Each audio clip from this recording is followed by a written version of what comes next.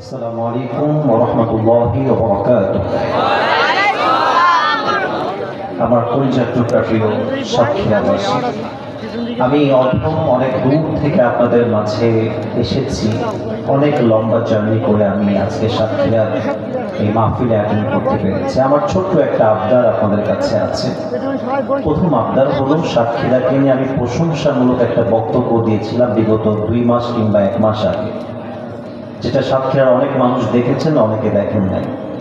আমি সেই বক্তব্যের মাঝে বলেছিলাম, সাক্ষীরার মাটিটা হচ্ছে পুরোটা একটা ইসলামের ঘাঁটি।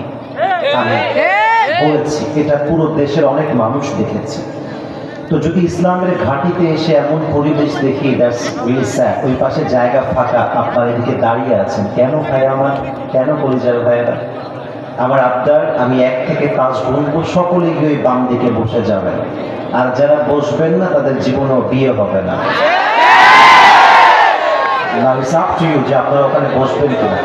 আচ্ছা, ওখানে থাকলে ওখানেই বসে যাবেন। বামে কেউ কি আছেন? শোনামনি নতুন।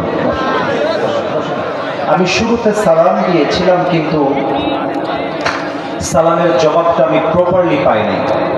আই রিপিট অ্যাগেন, আমি আরেকবার সালাম দিব।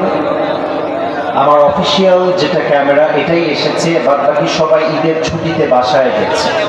আগামীকাল এই মাহফিল কিন্তু পুরো বাংলাদেশের মানুষ দেখবে। সাক্ষীরার মানুষের গলার সাউন্ড হতে হবে এমনভাবে যেন আগামীকাল পুরো বাংলাদেশ বলতে বাধ্য হয়, সাক্ষীরার সন্তানরা কোনো কাপুরুষের সন্তান নয়, সব বীর পুরুষের সন্তান। আসসালামু আলাইকুম ওয়া রাহমাতুল্লাহি ওয়া বারাকাতুহু।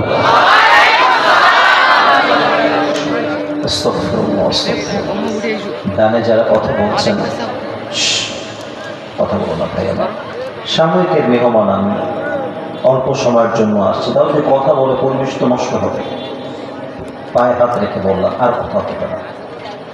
আবারও বলছি, আমি সাময়িকের মেহমান, পরিবেশ নষ্ট করা যাবে না।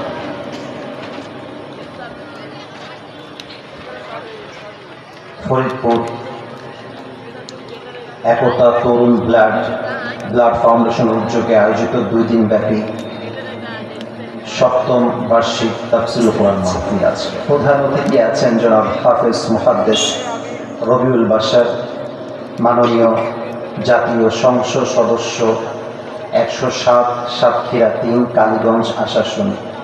ওই যে বলেছিলাম, সাতক্ষীরার মাটি ইসলামের ঘাঁটি। পুরো বাংলাদেশে এক আসনের এমপি হাফেজ আবার মুহাদ্দিস, এটা মনে হয় সাতক্ষীরা ছাড়া অন্য বিভাগে খুঁজে পাওয়া মুশকিল হয়ে যাবে জীবনটা। এমপি হচ্ছে হাফেজ মুহাদ্দিস, এটা আমরা চাই। এমন এমপি যদি পার্লামেন্টে থাকে, আগামীতে বাংলাদেশের দুর্নীতিটা বন্ধ হয়ে যাবে ইনশাআল্লাহ। আল্লাহ আমাদের এমপি সাহেবকে যেন ইসলামের খাদেম হিসেবে কবুল করে নেয়, পড়ে না আমিন।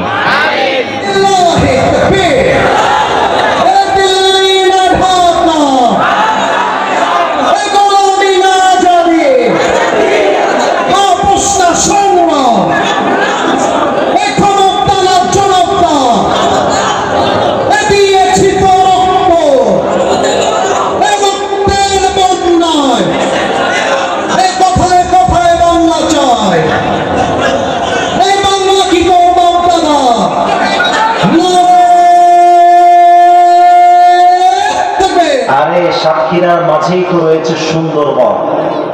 যেই সাতক্ষীরার মানুষ জঙ্গলের রয়্যাল বেঙ্গল টাইগারের সঙ্গে ফাইট করে বাঁচে, এদেরকে হারায় দিবে এমন বাপের বেটা বাংলাদেশে জন্মগ্রহণ করে না।